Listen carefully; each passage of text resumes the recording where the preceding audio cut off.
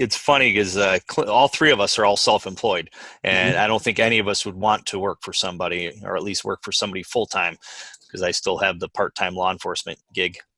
Yeah, I can see where there would be benefits to knowing when a paycheck was coming and how much that paycheck would be. Very true. But aside from that, everything else. I'm in a good place. I'm glad to be where I'm at. It's thankful that my wife has always been so supportive, or otherwise I probably would have been in a cardboard box for many years. But that's my life too. Yeah. Mrs. Asp is the chief financial officer, and thank God for her. Yeah, indeed. Meet the Pressers with Matt Mallory and Clint Macro.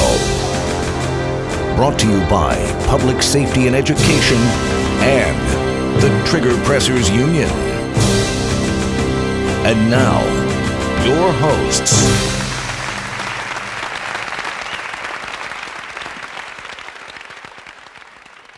Hello, everyone. Welcome to Meet the Pressers with Clint Macro.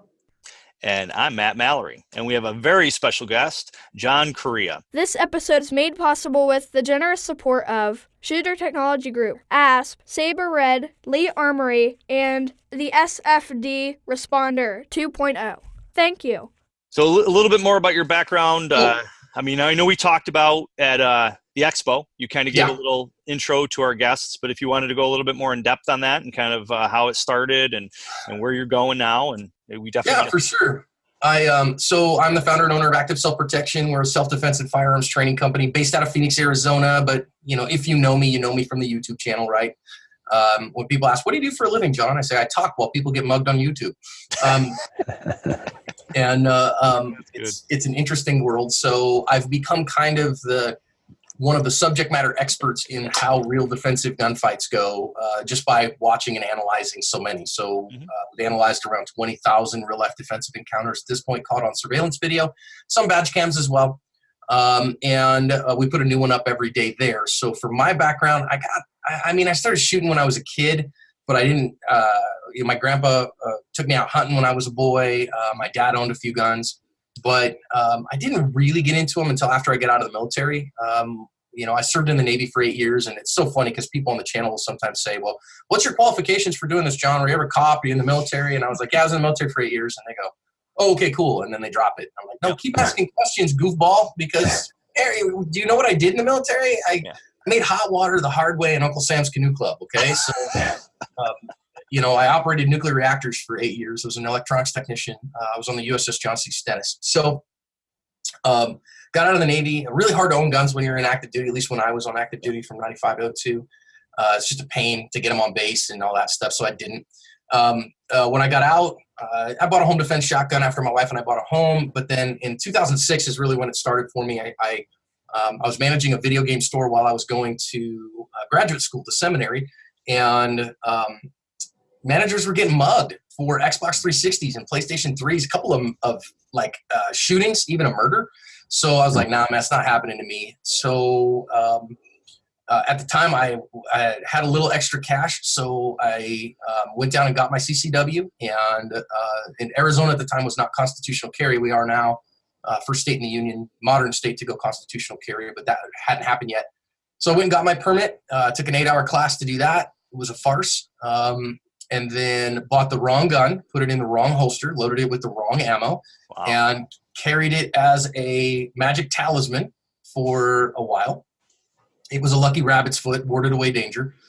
And at the same time, my son, who was a little guy, he's now grown and married himself, and he was, it pulls my arm when, this is like 2004 or something.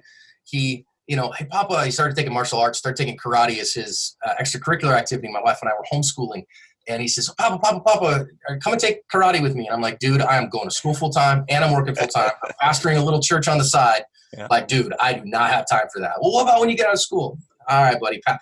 Sure, I'll do that. Well, at my seminary graduation, I'm sitting there with my mortar board and my, hood on and all that stuff. I'm feeling all special. And he was sick as a dog. And so I picked him up from the place where we were, and I put him on my shoulder, and he's laying there on my shoulder. And he kind of picks his head up, and he goes, "Papa, I'm so proud of you. Are you coming to class on Tuesday?" And, no kidding, man. That's okay, awesome. buddy. I said I would. I'll be a man of my word. And I just plan to do it for a few months just so that way he felt like I was doing something with him. And I fell in love with it. So 13 years later, this past April, I received my second degree black belt from my instructor. I am the student of Lawrence Robinson, the student of Skip Hancock, the student of Ed Parker. If you know that lineage, that's the lineage of American Kempo. But what we do, what Lawrence does, doesn't really look like Kempo anymore. And so we call it UMAS, which is an acronym that stands for Universal Martial Arts Sciences. He's incredible, 7th degree black belt and a perpetual student. In fact, I think this last week he was at a Kali seminar just because he's always learning and growing. And then after I got my second degree in April, part of our school, Attitude First Martial Arts Academy, has a world champion no-gi jiu-jitsu teacher and yoga instructor as part of our school, Josh Stockman. And I told Lawrence, hey, I'm going to go study with Josh for a while and get some snuggle struggles in, some jiu-jitsu, because that's kind of the hotness in the gun world. Yep. And I want to kind of just broaden my game to have a little bit better ground game. So for the last, 5-6 months, I've been doing that. And I'm a know-nothing, no-stripe white belt. It's just fun to be a student and know nothing and soak up knowledge every single time on the mat. And so that's my martial arts kind of backgroundy stuff. UMAS is mostly a striking distance art, some standing grappling as well. Not a lot of ground stuff in it. Some, but really certainly nothing like jiu-jitsu. So yeah, that's where the empty-handed stuff comes from. About the same time as the empty-handed stuff started, I guess a little while later, I kind of realized, man, I need to be good with the handgun. At the same time, if I'm going to carry one, if I carry a handgun and I don't have any skills with it, it's a liability to me because it is dangerous to carry a firearm, right? I mean, you're handling it administratively every day, and if you're not good with it, then that's a liability. Bad guy will be. Yeah. So I started taking classes, and that gets expensive. And so I was like, man, how do I make this cheaper? Oh, I know. I'll if I'm an instructor, then I can write them off, and because it's my training, right? I got to get trained. And so I started teaching. In 2011, I got my first certifications in handgun instruction. They were NRA instructor certs, and I just became a training junkie at that point. I got about 750 hours or so in gun school at this point. Nice. My handgun instructor certs are NRA. I'm a Rangemaster Advanced Handgun Instructor, 6 Hour Academy, ShootingPerformance.com, several others. I taught undergrads for 9 years as well as an adjunct professor, grad students for 5 years. So teaching is kind of my core competency. Nice. I've taken handgun and rifle and shotgun classes from some of the best in the industry and the whole world. So I have been very blessed to be able to sit under the instruction of some really incredible instructors. And so I like to teach. I love teaching beginning students. I love teaching intermediate and advanced students too, people who are really looking to get good with their handgun. Last 2 years especially, maybe 2.5 years, I have really worked to get better with my handgun in a defensive context. So I shoot a lot, put about 25,000 rounds a year downrange for the last couple of years, getting a couple hundred hours of instruction every year. And as a firearm student, at least 100 hours a year on the mats as well. Try to get more than that, try to get up to 200, but with my travel schedule, man, sometimes it's hard. Definitely. Yeah, I didn't know. As far as the adjunct professor, I was an adjunct professor at 2 local colleges teaching technology, computer network. Nice. Computer Yeah, I network. taught in the Bible department at Arizona Christian University for 9 years. So I taught basically everything that the Bible department functioned at that. It was a little Christian college, little kind of Bible school when I first got there. It's now a Christian liberal arts school, but university.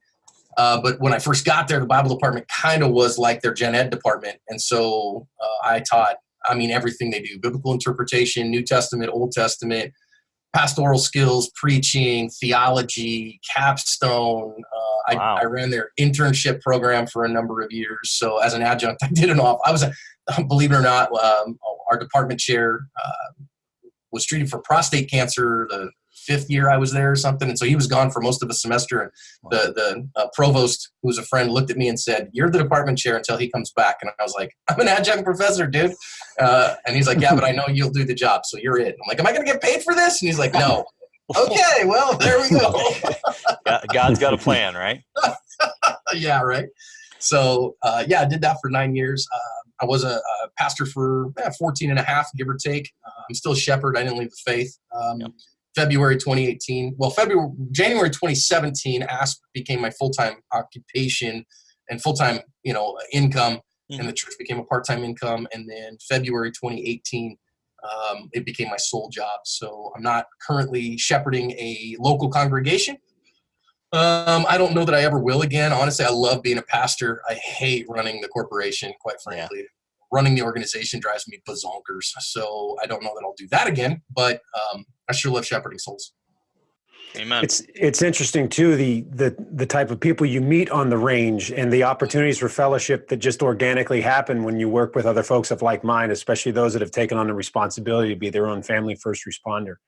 I feel that many of them kind of, not everyone, of course, but many of them kind of have the same viewpoint when it comes to faith.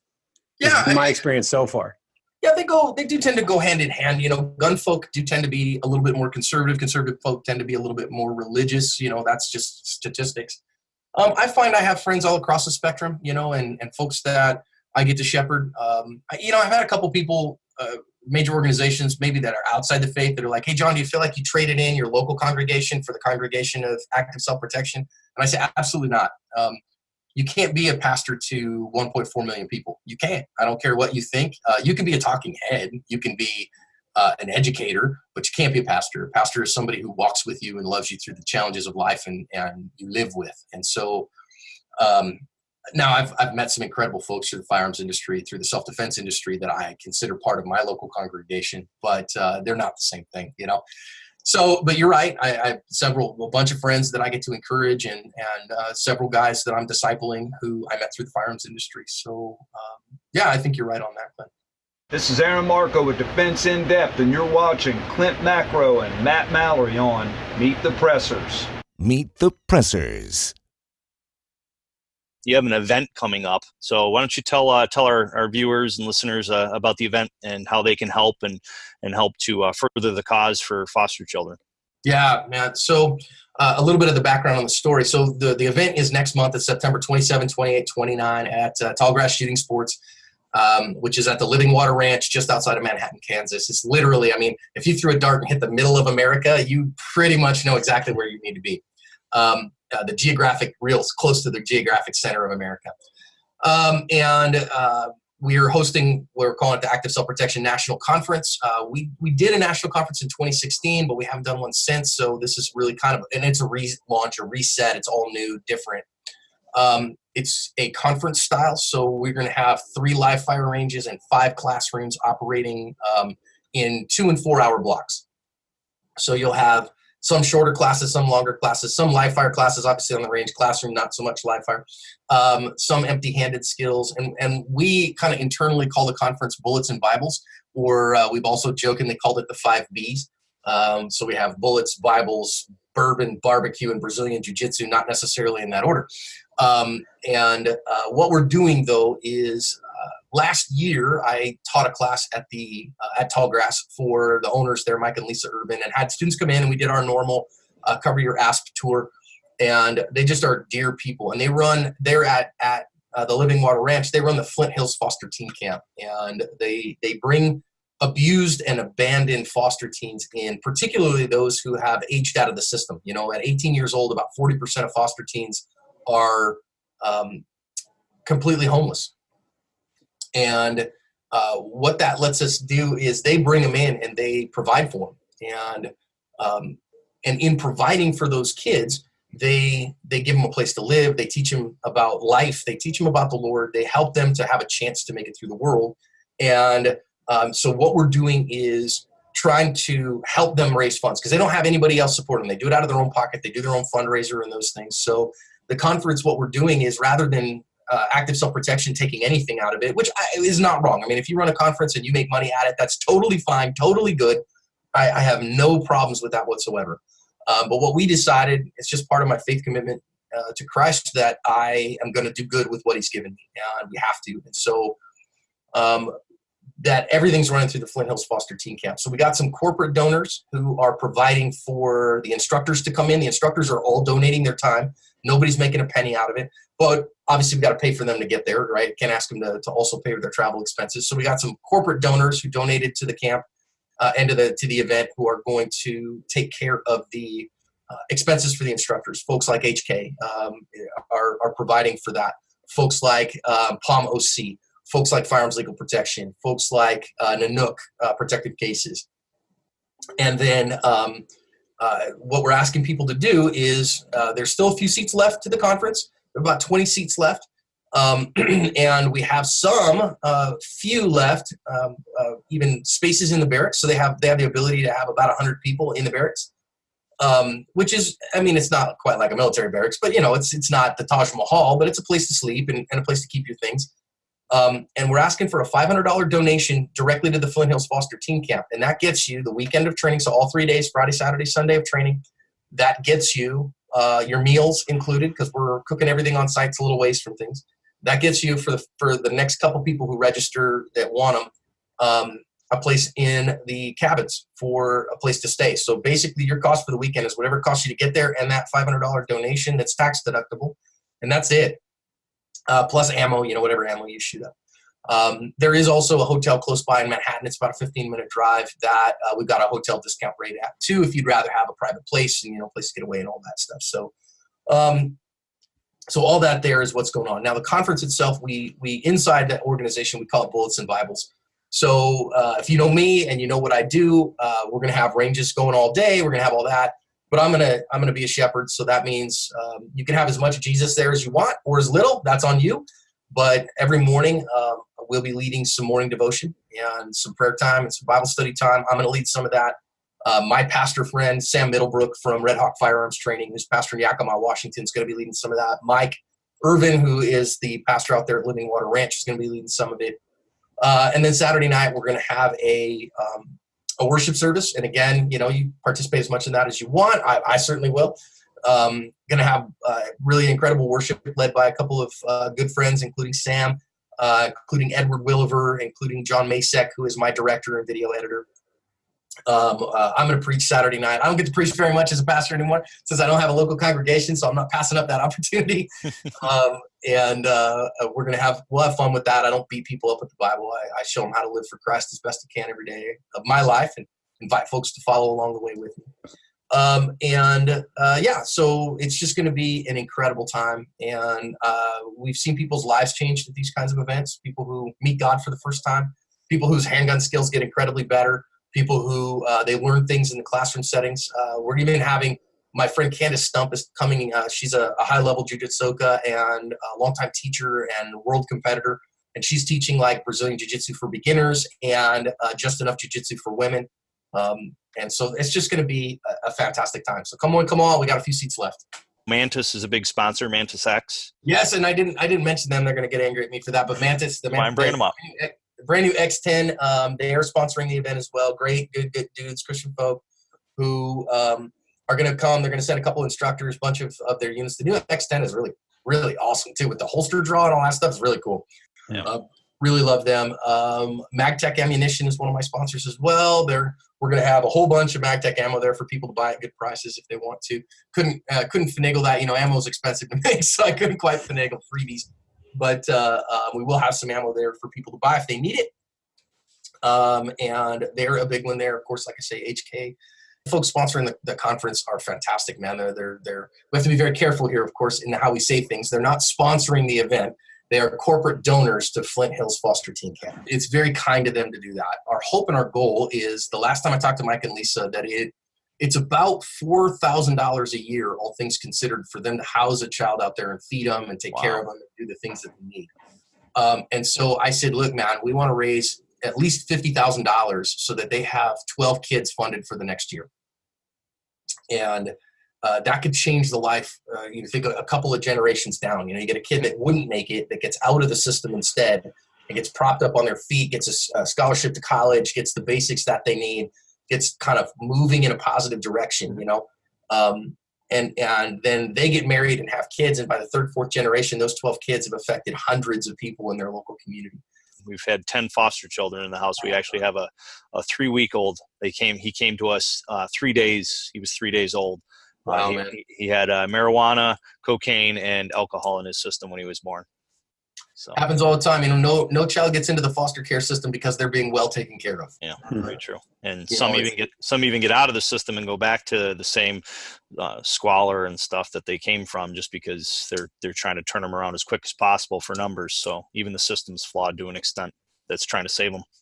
Yeah, and I have friends even here in Arizona who work for what we call DCS here, Department of Children's Services, and they're just so radically overwhelmed with need versus what they have available. And there's something like, I think last I looked, 18,000 children here in Arizona in the foster care system. And of them, I think around 12,000 are in orphanages. They don't call them orphanages anymore. They euphemistically call them group homes because euphemisms make everybody feel better. But they're in orphanages, and only about 6,000 of them in homes. And, my wife and Matt, I've just got nothing but respect for you and your family doing foster care in your home. Hard here in Arizona. We've had friends who have been so abused by the foster care system and just utterly heartbroken in so many instances trying to love kids. And we've had everything from 3 days all the way up to 16-year-old in the house. So it's across the spectrum over 7 years we've been doing it. Good for you, dude. Definitely one of the hardest things we've ever done in our 28 years of marriage. So it's not easy. No, it's really not. But I think it's valuable work. So, we're trying to, that's what we're trying to do with the National Conference with Bullets and Bibles, is just foster good things. And in my opinion, even if you're not a follower of the way of Jesus, this is a moral good. This is a universal moral good to help these kids who are really helpless. Meet the Pressers. Do you find that that introducing the prayer and stuff into it, you've gotten some people to cringe about that? I mean, us being men of faith, all three of us, and also being in the industry that we're in, I try to interject, my love for the Lord in everything that I do, but I do run across some people that are just like, hey, I could do with a little less of the holding hands and singing Kumbaya stuff. And it's frustrating. Yeah, I get it. And I think it's now okay in America for people who aren't Christians to not hide behind some veneer of cultural Christianity. So if they're not interested in Jesus, then they don't have to be.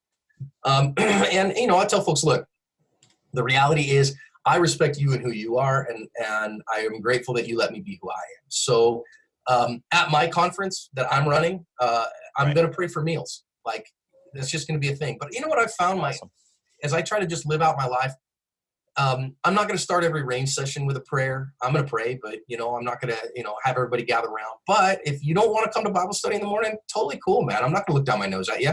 I'll just see you on the range at 8. You don't want to come to the worship service on Saturday night, man, I get that. You got other stuff to do, whatever. You don't want to come. But if you're just interested, if you're like, wait a minute, this guy, Correia, what is, is he really who he says he is?